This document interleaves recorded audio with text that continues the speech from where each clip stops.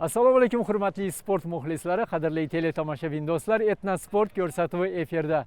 Dasturimizning bu galgi sonini biz milliy sport turlarimizdan biri bo'lgan o'zbek jang san'atiga bag'ishlamoqchimiz. Zero bugun O'zbekiston Davlat jismoniy tarbiya sport universitetida milliy sportimizning bir necha yo'nalishi bo'yicha O'zbekiston Kubogi bahslari start oldi.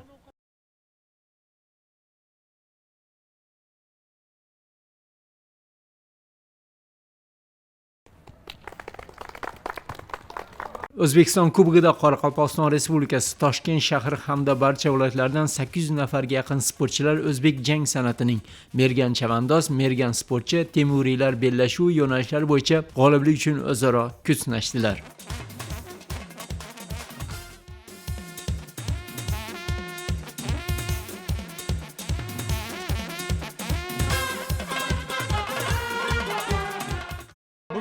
Musobaqamiz yoshlar, o'smirlar va kattalar o'rtasida O'zbekiston Kubogi mergan sportchi hamda mergan chavandoz yo'nalishi bo'yicha o'tkazilyapti.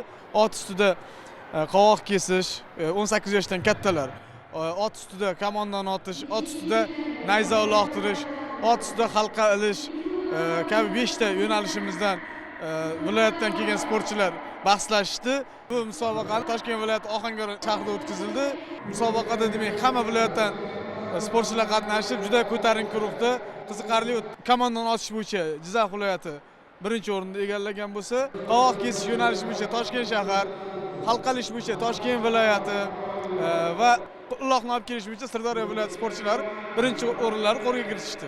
Aytish kerakki, bu yo'nalish juda ham murakkab, chunki ot ustida otda ancha mashg'ulotlar o'ziga o'rgatish kerak. Otda birinchi o'rinda bu ham tezlik e'tiborga olingan. Bu sportchi bu halqani ilishda ham, kamonda otishda ham otni yugurtirgan holatda tezlikda otish kerak yoki halqani ilish kerak yoki qovoq kesish kerak. O'shaning uchun murakkab hisoblanadi va tajribali sportchilar bu yo'nalishga qo'yiladi. Bu yo'nalishimizda Qozog'iston Respublikasidan kelgan vakillarimiz ham tomosha qilishdi. Mergan chavandoz yo'nalishi ularga juda yoqdi va kelgusida Qozog'istonda o'zida ham mana shu yo'nalish bo'yicha o'zlarini musobaqalarni, Qozog'iston chempionatini o'tkazishga bizdan maslahat olib, yo'l yo'riq o'rganib ketishdi.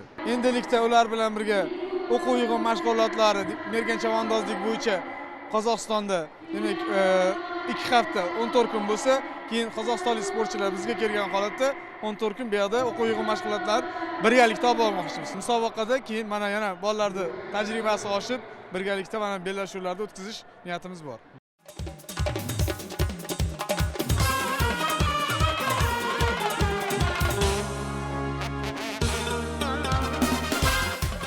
O'zbekiston jismoniy tarbiya universitetida O'zbekiston Kubogi bo'lib o'tyapti. O'zbek jang san'ati yo'nalishi bo'yicha bunda mergan chavandoz, qilich qalqon, kamondan otish, otdan nayza otish hamma yo'nalishlar bo'lyapti. Bizda bu Farg'ona viloyatidan kelgan sportchilar ijobiy qatnashishyapti. Bu vaqtgacha hozir 3 ta 1, 2 ta 2-chi o'rin bo'ldi.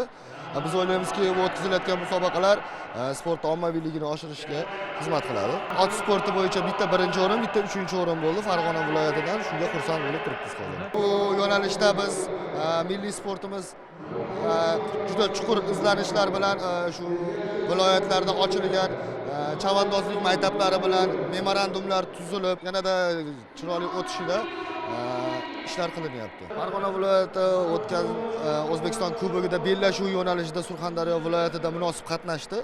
35 ta sportchi bilan qatnashib, 7 ta oltin, 3 ta kumush, bronza medali bilan taqdirlanishdi. Oldimizga qo'yilgan maqsadlar juda ko'p.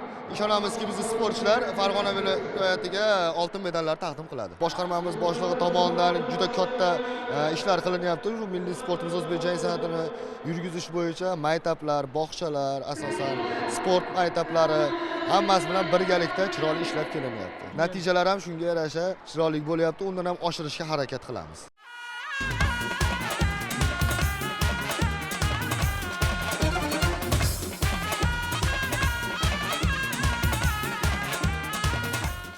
Toshkent viloyati sportchilari delegatsiyasidan munosib himoya qilish uchun viloyatimizga tashrif buyurdik.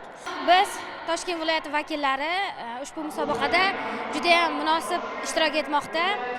Bulardan misol qizlar o'rtasidagi bellashuvlar juda ham jadal olib borilyapti va ana shu musobaqada qizlar jamoamiz eng oliy o'rinlarni qo'lga kiritib kelishmoqda. Bu musobaqaga Toshkent viloyati qizlar jamoasidan 40 nafardan ortiq sportchi qizlar ishtirok etishmoqda. Ular orasida albatta Osiyo va jahon chempionlari ham bor. Bu musobaqa kelgusi Osiyo va jahon chempionatlarimizga, sportchilarimizga mahorat beradi, o'z malakasini oshiradi. Bu musobaqada natijalar juda ham a'lo. Finalda sportchilarimiz yaxshi o'rinlar olib kelmoqda.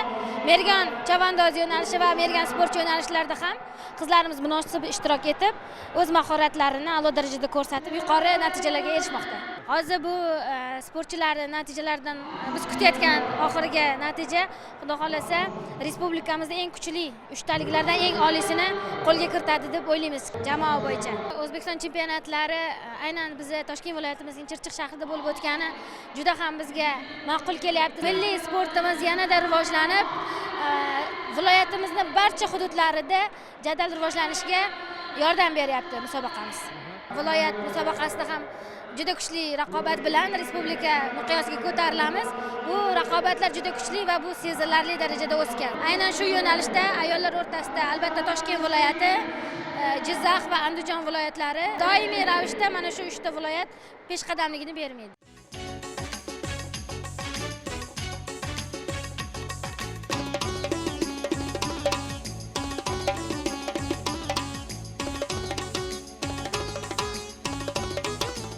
Qadrli muxlislar, O'zbekiston Kubogida ayni daqiqalarda qizlar o'rtasida ham qilich qalqon yo'nalishi bo'yicha saralash bahslari qizg'in davom etmoqda. Hozirgina Xorazm va Sirdaryo viloyati vakillari o'rtasidagi bahsda sirdaryolik E'zozaxon Ergasheva g'alaba qozondi. Keling, ana shu sportchimizni suhbatga tortamiz.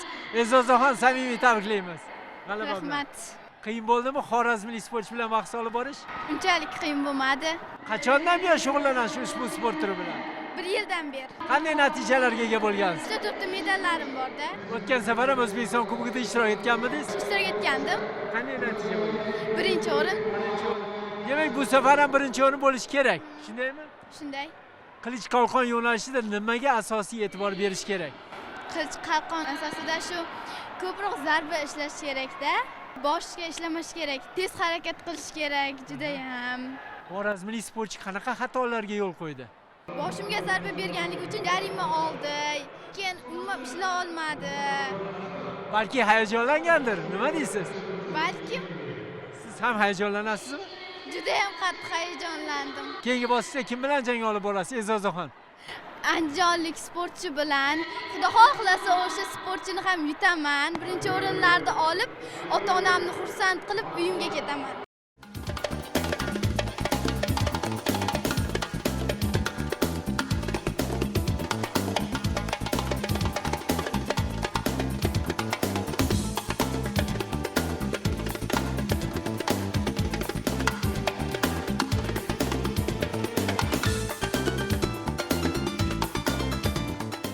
O'zbekiston Kubogida butun viloyatlarimizdan 50 nafarga yaqin hakamlar ishtirok etishadi. Ulardan 35 nafari erkak hakamlar, 15 nafari ayol hakamlarni tashkil etadi. 10 yildan beri hakamlik qilaman. Asosan o'g'il bolalarni 8-9 yosh, 10-11 yoshlariga, qizlardan 12-13 hamda 10-11 yoshli sportchilarga hakamlik qilaman. Avvalgi musobaqalarga qaraganda qizlarga va o'zbek jang san'ati sportiga qiziqish juda ham katta, hamda ularning texnika hamda taktikasini a'lo darajada baholash mumkin. Sababi sportchilar o'zini ustida ishlashyapti, izlanishyapti. Har bitta sportchi yutish uchun musobaqaga keladi. Ularni yutqizishi bu ularga salbiy ta'sir ko'rsatadi. Shuning uchun ularni baholash, musobaqa jarayonida bellashuvlarni olib borish qiyinlik qiladi. Ko'proq o'sha beradigan zarbalarni chaqqonligi hamda zarba tegishi bilan qilichni qaytarib olishi hamda o'zini himoya qilishiga ko'proq e'tibor qarataman. Temuriylar bellashuvida hakamlar sportchilarga yuzga urgan holatida sportchini to'xtatib, yashil burchakdagi sportchi bo'ladigan bo'lsa, yashil sportchiga bir ogoh beriladi. Yuzga zarba berganligi uchun musobaqada mumkin emas yuzga zarba berish. Belbog'dan pastga urilgan holatda yana sportchiga ogoh beriladi qayta urmaslik uchun. Undan tashqari qo'lidagi qilich tushib ketgan holatda ham ularga ogohlantirish beriladi. Chunki qilichni tashlab yuborish mumkin emas. Qilich qalqon yo'nalishi bo'yicha 1,5-2 minut jang qilishadi. Final bahslarida 2 raund bo'ladi. 2 minutdan 2 raund bahslashadi. Hisob teng bo'lgan holatda barcha yon hakamlar o'rnidan turib ularni kuzatishadi va sportchilar kim birinchi ochko olsa, birinchi ochko olgan sportchi g'olib hisoblanadi.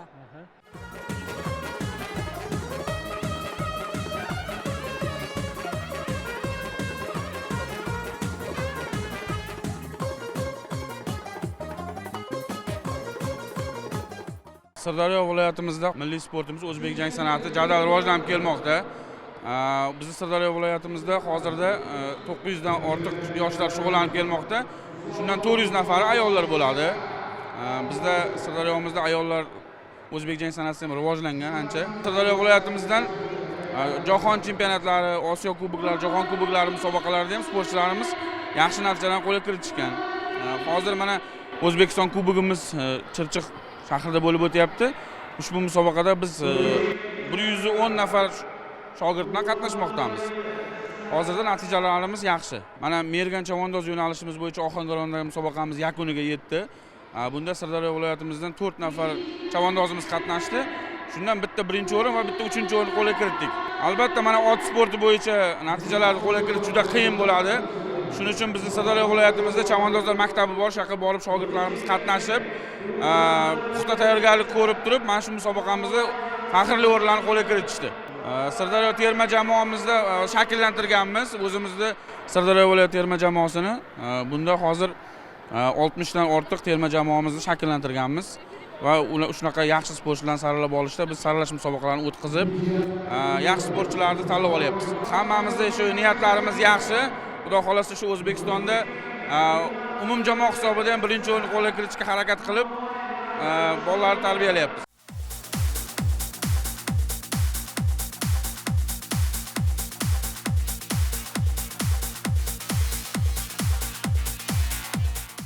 Men Qilich qalqon yo'nalishida Toshkent shahar vakili bilan tushdim. Jang qiziqarli bo'ldi. Bu ikkinchi jangim edi. Nimani hisobiga g'alaba qozondingiz? Tezlik hisobiga g'alaba qozondim. Raqibim kuchli ekan. Kim bilan jang olib borasiz? Mana shu gilamda tushgan ikkita sportchini g'olib qilgan sportchiga tushaman. Qozog'iston davlatida Osiyo chempionatida birinchi o'rin olgan. O'zbek jang san'ati nimasi yoqadi ko'proq sizga? O'zbek jang san'atidan Superning yo'nalishi yoqadi. E'tiborlisi musobaqa doirasida Latviya davlatida ham milliy sport turimiz o'zbek jang san'atini keng rivojlantirish maqsadida mazkur sport turi bo'yicha federatsiya tashkil etilgani va ushbu federatsiyaga latviyalik Andreas Dremans rais etib tayinlangani munosabati bilan unga O'zbek jang san'ati federatsiyasi raisi Po'lat Usmonov tomonidan guvohnoma va tashakkurnoma tantanali ravishda topshirildi.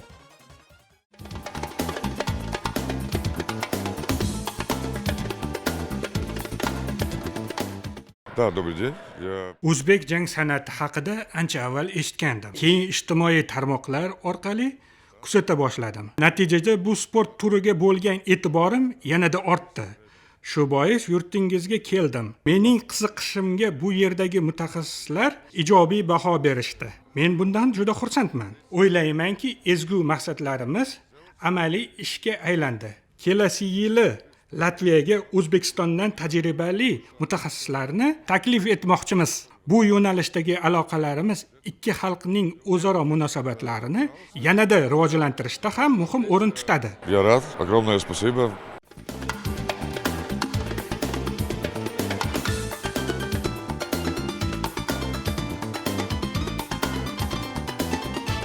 Alparslan ligasidan komanda olib keldik. O'shiga Shamalas o'zimizning sportchilarimizni bugungi O'zbekiston kubogina olib keldik. Hozir yaxshi natijalarga erishib o'tirmiz. Yili jarishimiz davom etmoqda. Yilida yaxshi natijalar ko'rsatib, o'zimizning elimizga yaxshi medallarga qaytamiz degan umiddamiz. Kechagi oyda O'zbekiston chempioni, O'zbekiston kubogi bo'lib o'tdi. Surxondaryo qalasida da yaxshi natijalarмен chempion bo'lib qaytib, Surxondaryodan o'tib Chirchiq qalasidagi kubokka da yetib keldi. Bizda sharoitlar yaxshi rivojlangan. federatsiya boshlig'imiz Azamat ağa keyin rivojlanishimizga o'zining qo'lidan kelgancha ko'mak beradi. Sportchilarimiz, trenerlarimiz yaxshi natijalarni ko'rsatib atdi. Yaxshi trenerlar bor bizlarda. Bizlar ham endi so'larning izidan bizlarda qo'shilib yaxshi natijalarga erishishga harakat qilib, o'zbek jang san'atini yilida kengdan rivojlantirishga harakat qilib atirmiz.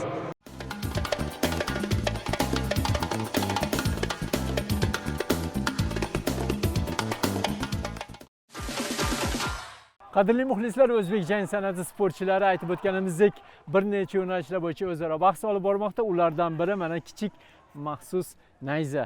Mana patlari bor bu yerda, qolaversa uchlari juda ham o'tkir tig'dan iborat.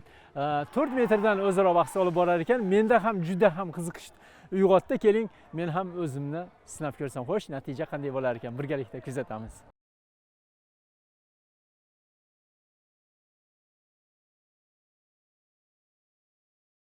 Qadrli muxlislar, 8 ni urdim menimcha, natija yomon emas. Albatta sportchilar bundan-da yaxshiroq natijalarga ega bo'layotganiga guvohiga aylanyapmiz. Keling, ularni birgalikda kuzatib, suhbatlarga tortamiz. Qadrli muxlislar, o'zbek jang san'atining nayza otish yo'nalishi hozirgina poyoniga yetdi va bu borada o'smirlar o'rtasida Shamshodbek Jo'raqulov g'alabaga erishdi. Navoiy viloyati vakili Shamshodbek, samimiy tabriklaymiz. Rahmat. Necha metr otdingiz? 25 metr. Bu borada raqiblardan sezilarli darajada o'zib ketdingiz. Shunday. Yaxshiroq natijalarga erishish uchun raqiblardan oldinroq qotdik. Demak, mashg'ulotlar juda ham yaxshi bo'lgan. Yaxshi, rahmat. Qachondan buyon o'zbek jang san'ati bilan shug'ullanasiz? 4 yildan beri shug'ullanaman. Bu yilgi natijalar menimcha yanada yuksak bo'lsa kerak. Boshlanishi yomon emas, eng avvalo. Nayza otishda birinchi o'rinni egalladim. Nasib bo'lsa, ichkaridagi hali yana bir ikkita bahslar bor, ularda ham qatnashib, faxrli o'rinlarni egallayman. O'zbek jang san'atini nima sizga ko'proq yoqadi? O'sha raqiblar bilan nima deydi, to'qnashish va boshqa narsalarda. Uning ichiga ko'plab narsalar kirganligi uchun, sohalar kirganligi uchun ko'plab. Shuning uchun yoqadi. Navoiy viloyatida ham chempionlar ko'pmi siz kabi? Har yili ko'plab musobaqalarda o'rin egallaymiz va chetlarda ham o'rin egallaymiz. Bu musobaqaga jiddiy shug'ullanib, yaxshi bardam baquvvat bo'lib tayyorgarlik ko'rib keldik. O'ylaymizki, g'alabalarimiz ko'p bo'ladi.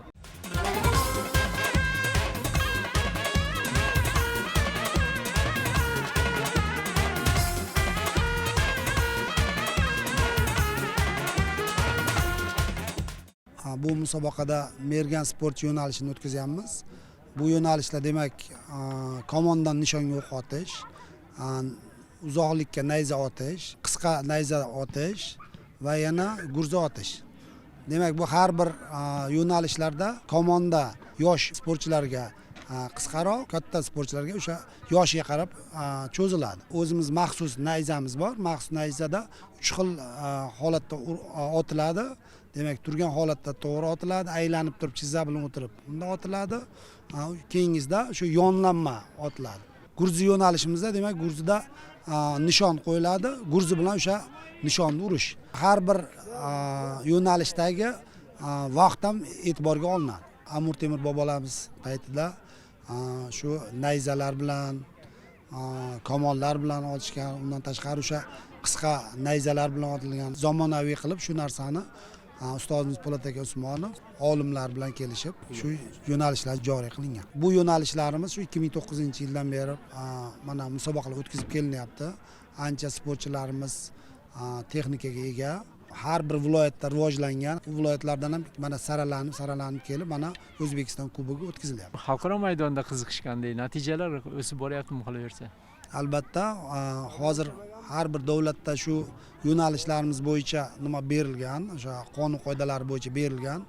Endi 2026-yil Qozog'istonda shu yo'nalishlarimizni o'tkazmoqchimiz. Bu musobaqamiz, shuningdek, O'zbekiston kubok doirasida mergan chavandoz yo'nalishlarimiz bor. Bu yo'nalish 18 yoshdan yuqori bo'lgan chavandozlar qatnashadi. Bunda yo'nalishlarimiz demak otda yurib bajariladi. Demak, otda yurib komandan nishonga o'q otish, otda yurib nishonga nayza otish, va yana qovoq kesish yo'nalishlarimiz bor. Demak, shu yo'nalishlarimizda Jizzax viloyati, Toshkent shahar, Toshkent viloyati, Navoiy viloyati chavandozlari yaxshi natijalarga erishdi. Bular ham saralanib olindi. Bu xalqaro musobaqalarga bu chavandozlar ham qo'yiladi.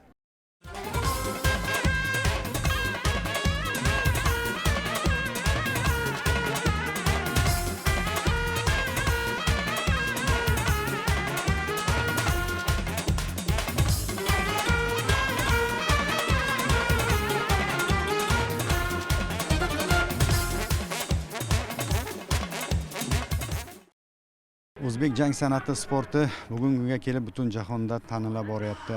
O'zbek jang san'ati milliy sport, ya'ni ajdodlarimizdan yangi qolgan meros deb hisoblaymiz. Albatta bu qayerga taqaladi? O'sha Amir Temur bobomizning jang san'atlarini albatta shu tarixlarini o'rganib, o'sha eski kitoblarni ko'tarib, ularni barcha o'sha jang san'atlarini o'rgangan holda mana bu o'zbek jang san'atiga asos solindi. Bunda albatta bizning ajdodlarimizdan bo'lgan Bobur Mirzo, Jaloliddin Manguberdi, Amir Temur bobomiz bular o'sha o'z davrining dunyoga tanilgan jangchilari hisoblangan.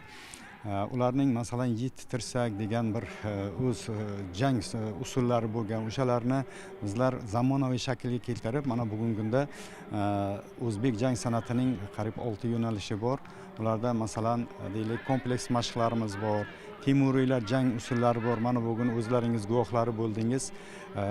O'sha Temuriylar jang usullari, mergan chavandoz va shunga o'xshagan yo'nalishlarda bugungi kunda o'zbek sportchilarimiz o'zlarining faoliyatini olib boryapti. Ustozimiz Po'lat Akramovich tomonidan har oyda bir marotaba seminarlar, hakamlar seminarlari orqali bizlar yoshlarga yetkazib beryapmiz. Bizning sportimizni albatta nafaqat respublikamizda qariyb 60 ga yaqin davlatlar hozir tan olib, shu sportimizga qiziqish uyg'ongan. Boshqa davlatlardan ham murabbiylar yetkazib berishimizni, ularni tayyorlab berishimizni so'rashib kelyapti bugungi kunda. Bizlar albatta bunga labbay deb javob bergan holda ularga murabbiylar yetkazishda, ularni o'sha qanday qilib rivojlantirish yo'nalishlarini bizlar o'rgatib kelyapmiz. Bugun ham mana Latviyadan bizlarga ular o'zlarining vakillarini yuborishgan, ularga ham juda ma'qul bo'lishdi. Albatta u Latviya davlatida ham milliy sportimizni rivojlantiramiz. Murosasiz tarzda o'tgan yoshlar, o'smirlar va kattalar o'rtasidagi O'zbekiston Kubogi bellashuvlari yakunlariga ko'ra umumjamoa hisobida faxrli birinchi o'rinni Toshkent viloyati jamoasi qo'lga kiritgan bo'lsa, ikkinchi o'rinni Sirdaryo viloyati vakillari band etishdi. Kuchli uchlikdan esa Toshkent shahri va Jizzax viloyati vakillari o'rin oldilar. Hozirgi musobaqada birinchi o'rinni oldim, Xudoga shukr. Shu finalgacha bo'lgan shu 3-4 ta nafar raqiblarimni mag'lub etdim. Finaldagi raqibim ayniqsa shu namanganlik bola juda ham kuchli edi. Ammo Xudoga shukr hisobda yutdim. Buxoro viloyatidan 4 kishi kelgan bo'lsak, o'zimizning zaldan 4 kishidan 2 kishi birinchi o'rin oldi, 2 kishi uchinchi o'rin oldi. Surxondaryodagi natijadan ko'ra juda ham yaxshiroq natija bo'ldi.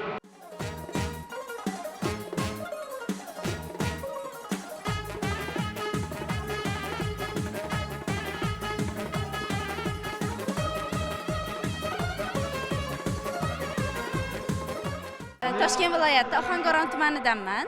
52 kilogramm vaznda tushdim. Birinchi o'rin oldim. Qilich qalqon yo'nalishi. Qilich qalqon yo'nalishida bu o'tgacha bo'lgan jarayon ancha qiyin bo'ldi. Meni o'sha birinchi o'rindagi maqsadim shu jismoniy tarbiya universitetiga o'qishga kirish imtiyoz bilan. Bu yil 2025-yildan boshlab o'zbek jang san'ati yo'nalishi ochildi. Yangi jismoniy tarbiya universitetida mendan 1 yosh katta bo'lgan qiz o'qishga kirdi. 2006-yil qiz, zaldoshimiz. Endi o'shaning orqasidan men bilan teng yana 2 ta bola o'qishga kiradi, xudo xohlasa 2026-yilda.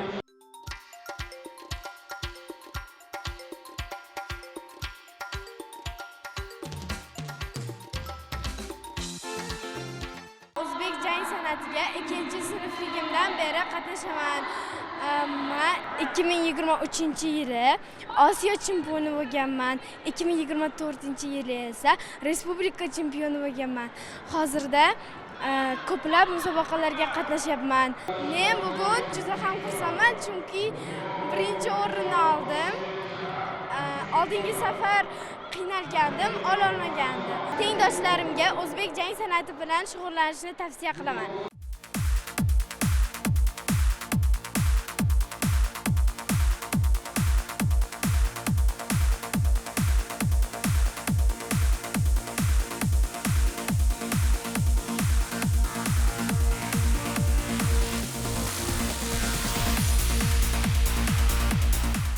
O'zbek jang san'ati bo'yicha yilning so'nggi musobaqasi bo'lgan O'zbekiston Kubogi bahslari ham poyoniga yetdi. Aytish kerakki, har galgidek barcha yo'nalishlar bo'yicha g'olib va sovrindorlar aniqlandi. Bu albatta nisbiy tushuncha. Bunda ishtirok etayotgan barcha sportchilar g'oliblardir. Zero ota-bobolarimizdan qolgan milliy sport turi e'zozlanmoqda. Omon bo'ling.